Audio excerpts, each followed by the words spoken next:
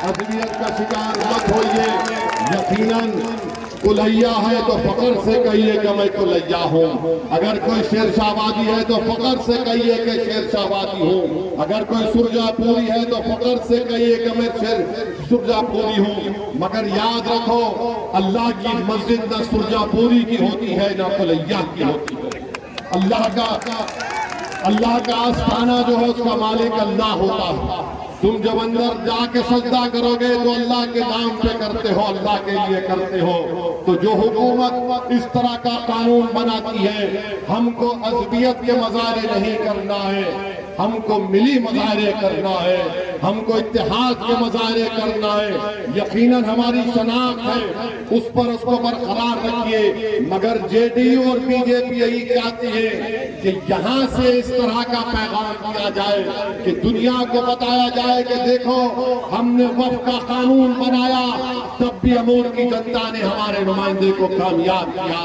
अगर आप मोदी और नीतीश कुमार को एक पैगाम देना चाहते हैं तो खास तौर से अमूर की जनता पर एक बहुत बड़ी जिम्मेदारी है कि अपने इत्तेहाद को मजबूत करें। अपने एक एक वोट को याद रखिए, किशनपुर की जनता, याद रखो सीमांचल की जनता, वोट एक अमानत है, वोट एक अमानत है। इस अमानत का सही इस्तेमाल करके इस अमानत में खयानत पैदा करने के लिए जेडीयू और बीजेपी आ रहे हैं। ये लोग हमारे इत्तेहाद को पारा पारा करना चाहते हैं। और जब तक असदुद्दीन ओवैसी जिंदा रहेगा, सुन लो किशनपुर की जनता, सुन लो अमूर की जनता और सीमांचल की जनता, अल्लाह जब तक हमको जिंदा रखेगा, मैं तुम्हारे इंसाफ की लड़ाई लड़ता था और लड़ता रहूंगा।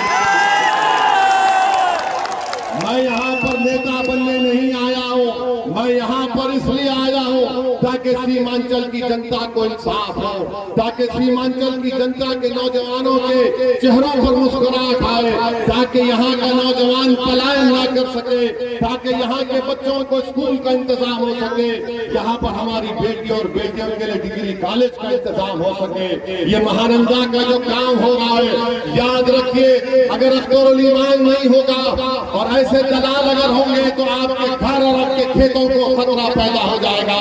इसलिए बहुत जरूरी है कि आप मजलिस के परचम को जो आपने थामा है इसको मजबूत रखिए। डरने और घबराने की जरूरत नहीं है। जो लोग आज ये समझ रहे हैं कि हमको डराया जाएगा, अरे याद रखो, मजलिस के लोगों को डराने से पहले क्या तुम मोदी और नीतीश कुमार को डराने की तुम में हिम्मत है?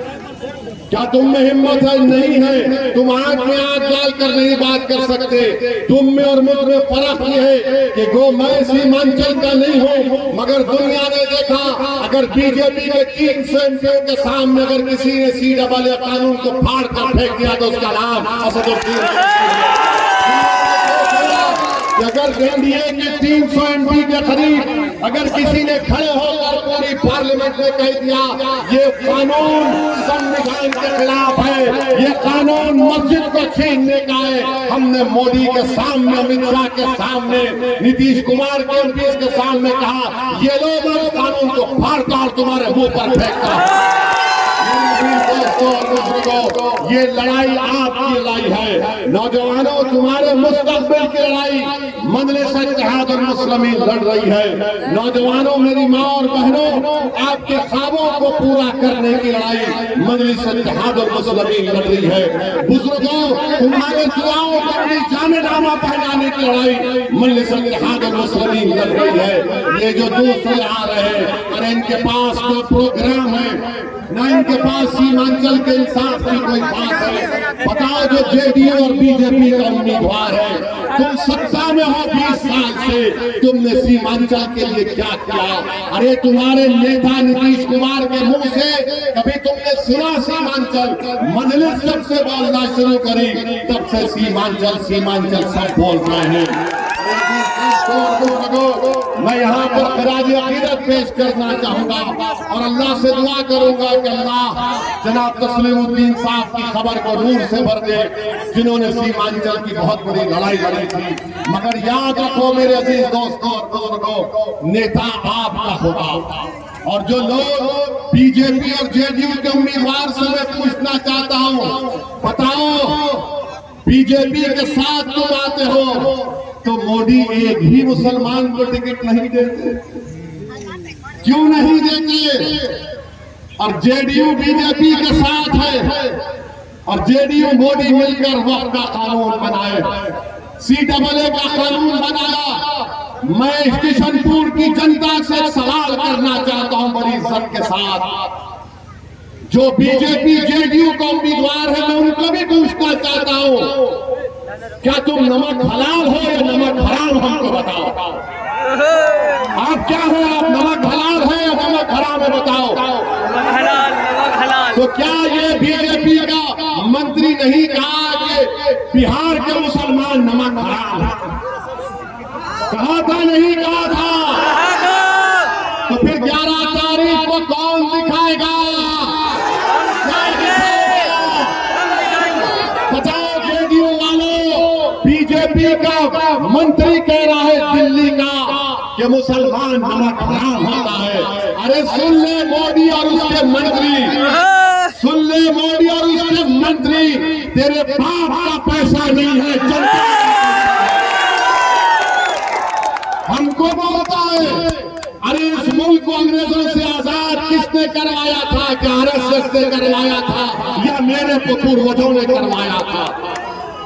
अरे हमको नमक हराम बोलने वाला, अरे अंग्रेजों की नाक में दम करके अंग्रेजों को मार मार कर भगाने वाले का नाम बिहार का मुसलमान। आज तुम हमको नमक हराम बोल गए। अरे बोलो जेडीयू वालों, बोलो, अगर तुम में जमीन जिंदा होगा तो तुम थूक कर मंजलिस के प्लेटफॉर्म पर आ जाओगे, मगर तुम बोल नहीं सकोगे। तुम्हारे दिलो दिमाग पर तागूत का असर है, हमारे दिलो दिमाग पर रब्बे कायनात का असर है। ये बात तुम में हम में है। मेरे अजीज दोस्तों और बुजुर्गों, ये बात किसने कही थी आप जानते हैं? ये केंद्र के मंत्री ने कहा था और जेडीयू खामोश बैठी रही। इसका जवाब कौन दिया? मजलिस ने दिया। आप जानते हैं कि यहीं पर अख्तर भाई कहाँ पर ईद मिलादुन्नबी में मारा गया था? हाजीपुर में मारा गया था। कौन गया था? ये गए थे। तो दावा करते हैं जेडीयू बीजेपी वाले अख्तर अली मान गए थे। मेरे अजीज दोस्तों और बुजुर्गों, असबियत का शिकार मत होइए। याद रखिए, इत्तेहाद में जिंदगी है और इंतशार में मौत है। मैं आपसे वादा कर रहा हूं, किशनपुर और अमूर की जनता के दरमियान में खड़े रह के वादा कर रहा हूं कि इंशाअल्लाह ताला महीने में 2 दिन अख्तर अली मान पैसा ब्लॉक में आकर बैठेंगे और 2 दिन अमूर ब्लॉक में आकर बैठेंगे। और अख्तर अली मान का हाथ पकड़ कर मैं काम कराऊंगा। अगर अख्तर अली मान जरूरत पड़ी तो उनका कान भी पकड़ सकता हूँ, मुझसे मरने पड़े हैं, मगर अल्लाह ने जिम्मेदारी मुझे बहुत बड़ी दी है। काम होगा इंशाअल्लाह ताला। जब आप 11 तारीख को डालने जाएंगे तो एक तुम्हारा दीवाना तुम्हारे सामने हाथ फैला कर कह रहा है कि अगर ओवैसी के ताल्लुक से तुम्हारे दिल में मोहब्बत है तो यहाँ पर भाजपा को और जेडीयू को कामयाब होने में तो खुदा चाहिए।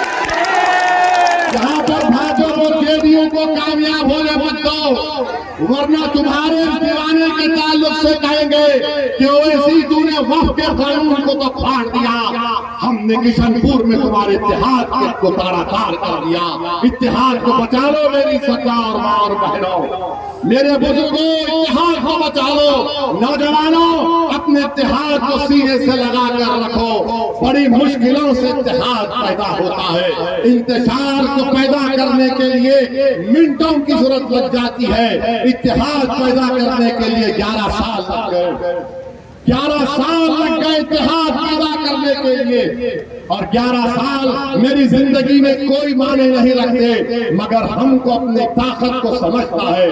अगर हम मुंतशिर होंगे तो फिर नुकसान हमारा होगा, मुंतशिर होंगे तो नुकसान हमारा होगा।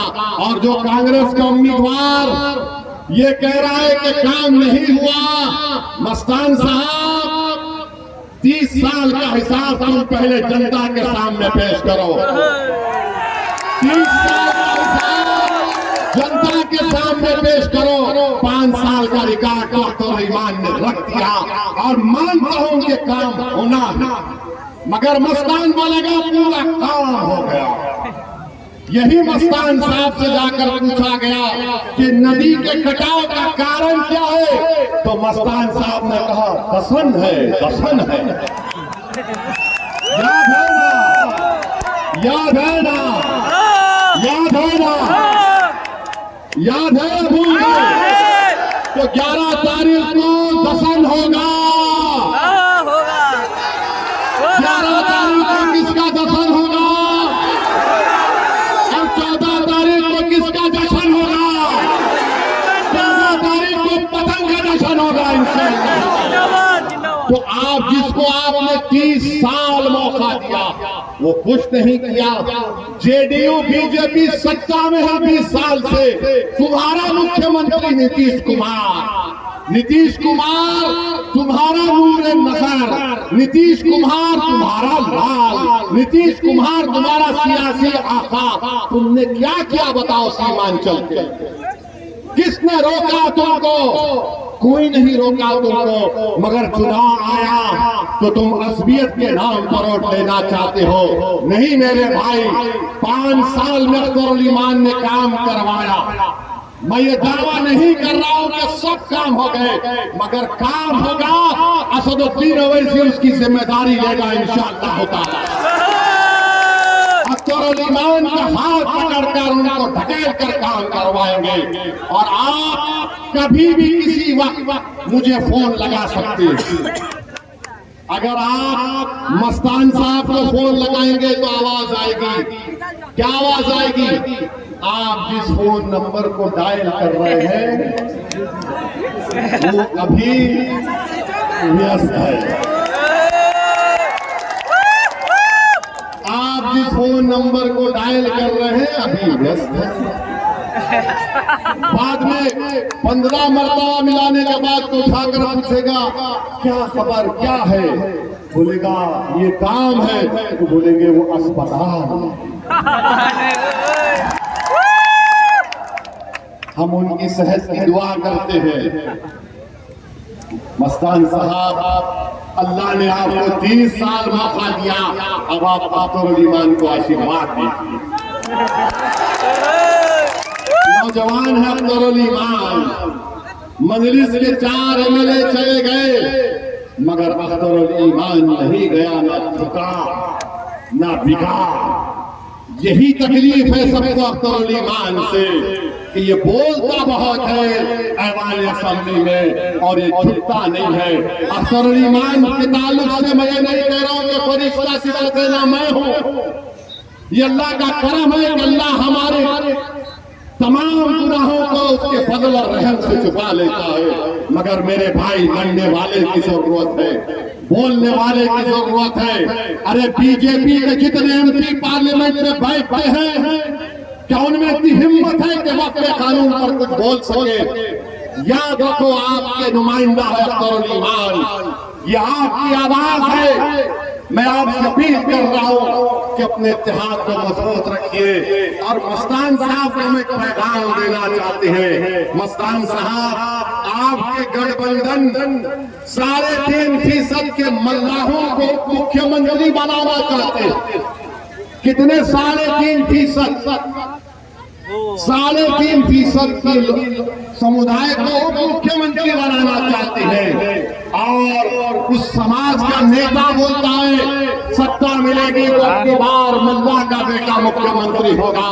मैं किशनपुर में खड़े होकर जिम्मेदारी के साथ कह रहा हूं, 17% अल्पसंख्यक समाज मुसलमान बिहार में है, तो क्या आदम का बेटा, अब्दुल्ला का बेटा, मोहम्मद का बेटा, फातिमा का बेटा बिहार का मुख्यमंत्री नहीं बन सकता? बताओ। अब बात मुख्यमंत्री की नहीं होगी, बात मुख्यमंत्री की होगी। अब लड़ाई मुख्यमंत्री की होगी। और इंशाअल्लाह ताला सीमांचल का बेटा जब पटना की गद्दी पर बैठेगा तभी सीमांचल के वासियों से इंसाफ होगा। लोग बोलेंगे ओवैसी जज्बाती तकरीर कर रहा है। अरे गूंगो, तुम्हारा ज़मीर मर चुका है, मेरा ज़मीर जिंदा है। मुझे यकीन है अल्लाह की साथ पर, अल्लाह इंशाअल्लाह ताला हमको इज्जतों से नवाजने वाला। कोई सोचा था कि मजलिस के 6 एमएलए जीतेंगे। मैं जिम्मेदारी के साथ कह रहा हूं, अगर आप मुत्तहिदा तौर पर अपने वोट का इस्तेमाल करेंगे तो यकीनन इंशाअल्लाह ताला ये कोई ताज्जुब की बात नहीं होगी कि सीमांचल का बेटा मुख्यमंत्री बनेगा। ये तेजस्वी यादव है, 14% है, 36% लोगों को टिकट देता। अब बताइए आप, जब ओवैसी ये कहता है तो बड़े परेशान हो जाते हैं, अरे तुम क्या कह रहे हो, ये कैसे होगा। अरे मेरे भाई, अल्लाह के लिए खाली कुन फयकून कहना है और सब चीज हो जाती है। मेरा ईमान कहिए कि हम कोशिश करना हमारा काम है, जिद्दोजहद करना पूरे इखलास के साथ हमारा काम है, लड़ना हमारा काम है, कुर्बानी देना हमारा काम है, गिड़गिड़ा कर अल्लाह की बारगाह में अपनी बेबसी का इजहार करना हमारा काम है, देना उसका काम है और अल्लाह नवाजेगा इंशाअल्लाह ताला। तो 11 तारीख के दिन जो हमारे ट्रिपल तलाक का कानून बनाया मुस्लिम खवातीन को बर्बाद करने के लिए, बताओ जेडीयू के लोग तुम क्या बोलते ट्रिपल तलाक के कानून को? मुंह खोलो, नहीं बोलेंगे। CAA का कानून क्यों बनाया? मोदी आकर सीमांचल में कहता है, अमित शाह आकर सीमांचल में कहता है यहाँ पर घुसपैठी है। क्या किशनपुर में कोई घुसपैठी है? कैमूर में कोई घुसपैठी है? क्या कोई बांग्लादेशी है? क्या कोई नेपाली है? अरे जेडीयू के उम्मीदवार बोलो, जाके तुम्हारे पप्पा मोदी को बोलो घुसपैठी नहीं।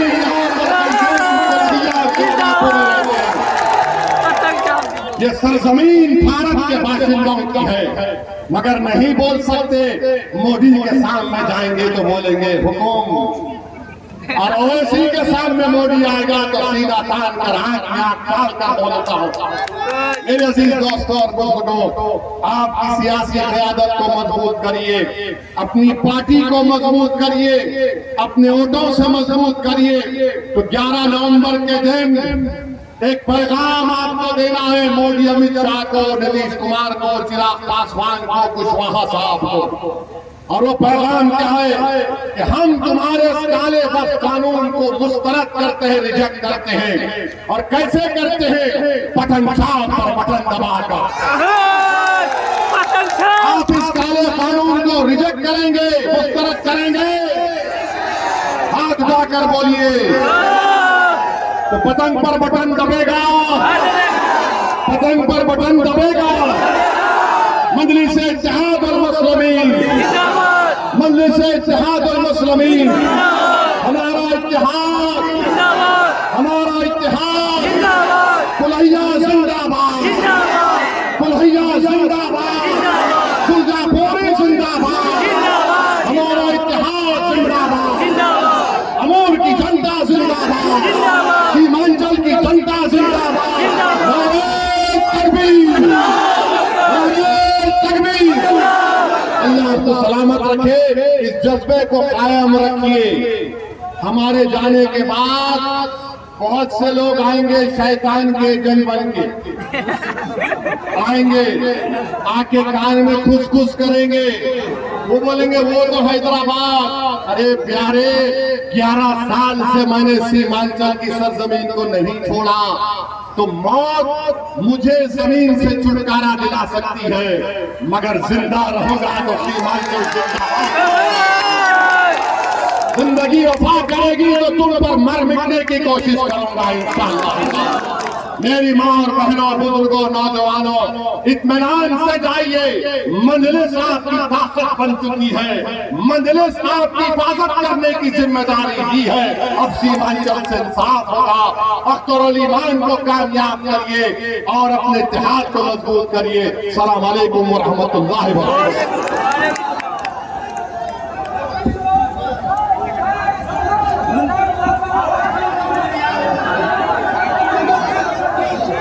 अमूर हाई स्कूल में हेलीकॉप्टर के जरिए से जनाब तशरीफ लाएंगे, इंशाल्लाह कल मौसम साफ हो जाएगा।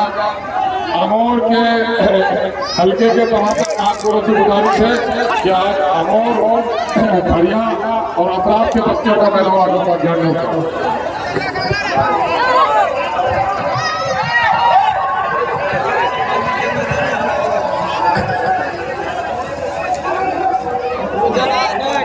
कल और हाई स्कूल में प्रोग्राम है, हाई स्कूल खेल मैदान में इंशाल्लाह कल हेलीकॉप्टर का प्रोग्राम होगा अमोर हाई स्कूल में। आप लोग वहां पर जरूर आए, अमोर हाई स्कूल का प्रोग्राम है कल।